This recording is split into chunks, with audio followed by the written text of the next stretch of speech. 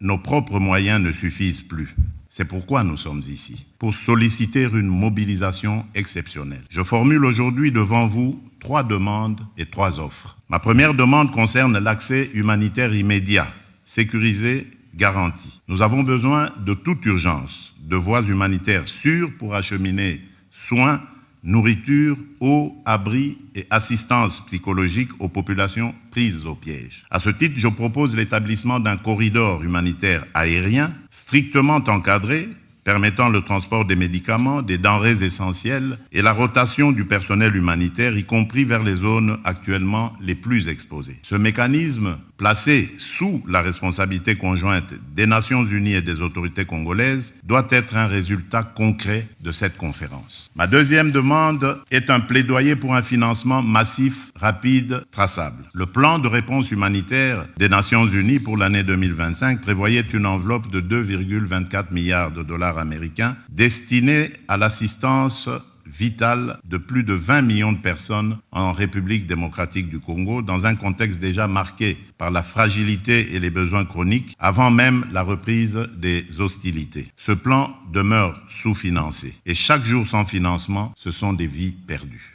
Je demande donc un engagement financier additionnel, ciblé, prévisible, qui permette de traiter les besoins vitaux, santé d'urgence, sécurité alimentaire, abri pour les déplacés, protection des survivantes de violences sexuelles, accès à l'eau potable. Ce financement ne doit pas être vu comme une aide ponctuelle, mais comme un investissement pour empêcher l'effondrement humanitaire d'une région stratégique pour la paix du continent. Ma troisième demande touche à l'alignement politique. Je souhaite que chaque partenaire ici présent, chaque État, chaque organisation régionale ou internationale s'engage à soutenir l'application effective de la résolution 2773 du Conseil de sécurité et à appeler clairement et sans ambiguïté au retrait de l'AFC M23 des zones qu'il occupe et au retrait des forces étrangères non invitées du territoire congolais. Toute paix durable commence par la fin de l'occupation d'une partie du territoire congolais. Là-dessus, il ne peut y avoir ni double langage, ni compromis moral.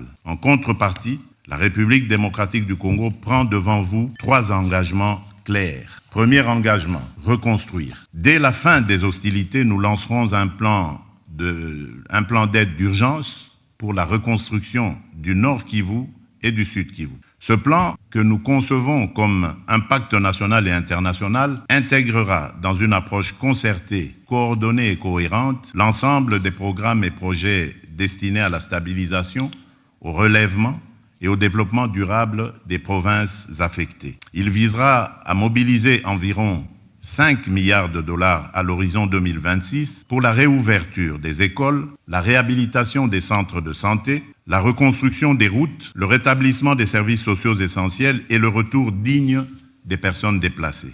Il ciblera ainsi la sécurité alimentaire car nourrir une famille, c'est déjà commencer la paix. Ce plan sera coordonné, unifié et transparent. Aucun territoire ne sera abandonné, aucune communauté ne sera laissée en marge. Deuxième engagement, protéger les plus vulnérables et responsabiliser les auteurs. Nous allons renforcer notre cadre juridique relatif à la protection des déplacés et des victimes de catastrophes humanitaires, notamment par l'intégration en droit national de la Convention de Kampala de l'Union africaine et l'adoption d'un dispositif légal pérenne de financement de l'action humanitaire et de réduction des risques. Dans cette perspective, une loi sur le financement de l'action humanitaire et de la gestion des risques de catastrophes sera prochainement adoptée afin de doter le gouvernement de mécanismes pérennes de financement conformément au cadre de Sendai 2015-2030 pour la réduction des risques de catastrophes et aux engagements pris lors du sommet humanitaire mondial d'Istanbul en 2016. Nous veillerons à ce que les survivantes de violences sexuelles soient reconnues comme victimes de guerre, accompagnées, soignées et réparées. Je tiens à rappeler que la redevabilité constitue une exigence fondamentale de la paix durable. Les administrations parallèles instaurées par l'AFC M23, les violations graves des droits humains et les atteintes aux civils ne resteront pas impunies.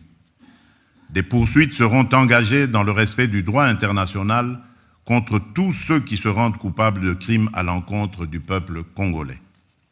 Troisième engagement, transformer la crise en levier de stabilité régionale.